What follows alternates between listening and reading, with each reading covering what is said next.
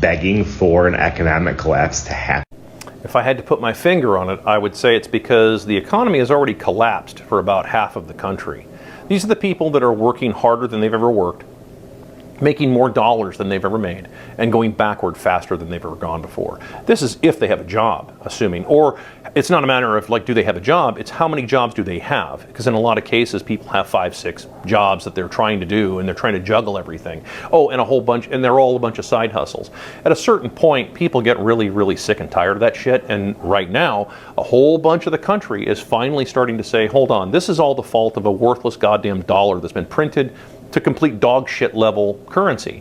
And it is. This is why they have a whole bunch of fucking illegals come into the country to try and prop that shit up, and they're all being subsidized. Of course, the American people aren't being subsidized at all. In fact, what they get is inflation and eviction notices. And on top of that, as far as real estate's concerned, let's talk about that. You've got a whole nation of people, a whole bunch of real estate bros trying to tell everybody to leverage themselves to the gills to buy $400,000 houses to rent them out to make $300 a month in fucking cash flow. Are you serious? That's the stupidest goddamn thing I've ever heard. Why would you take on that much risk for $300 a month?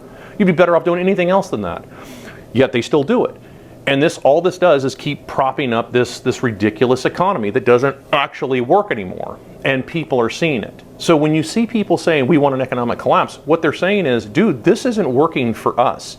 That may be great that it's working for a handful of fucking boomers that already made all their money and got bailed out in 2008. People are getting sick of it because those of us that didn't get bailed out in 2008, we get to pay for all this. Right? So that tends to make people really angry. In 2008, had this all been allowed to collapse and there was no bailouts, right, then this wouldn't be happening right now. Housing prices would have collapsed then, right along with all kinds of companies that should have got out of business long time ago. You have companies now that can't afford to actually keep people employed anymore. So they're making up every excuse in the world. This is where you get these performance reviews, where you bring the employee in and give them a fake review so that you have an excuse to not give them a raise or a promotion, looking for anything that they could have done wrong. This ridiculous level of standards that nobody can actually live up to. And companies are doing this kind of stuff. So more and more people see this, and more people that are in the working class are really starting to actually get very pissed off about it. And as far as truck drivers, speaking as a truck driver, one who does all that job, no, I'll still roll, but I just won't roll for dollars, right?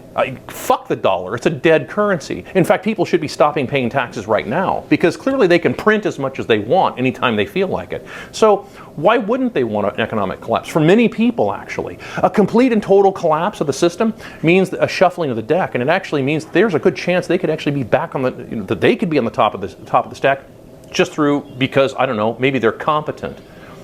When you have a destruction of competency, which is what we've seen right now in this country, the competent people check out and say, dude, this is stupid. Why the hell am I going to work my ass off to not get ahead?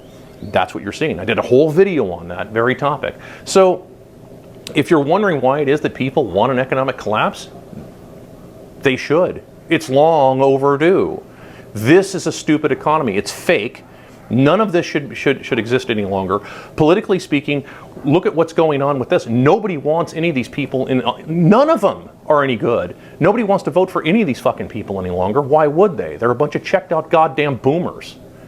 And the ones that aren't boomers, all they're doing is spending their time in Congress or in the halls of Congress just trying to make money and launder it through Ukraine and to continue genocide all over the world. So, like, why wouldn't they want to collapse? No, the fact is the dollar is the single biggest problem that we have. And it's the one thing that unites all of us in the disaster in which we all currently find ourselves.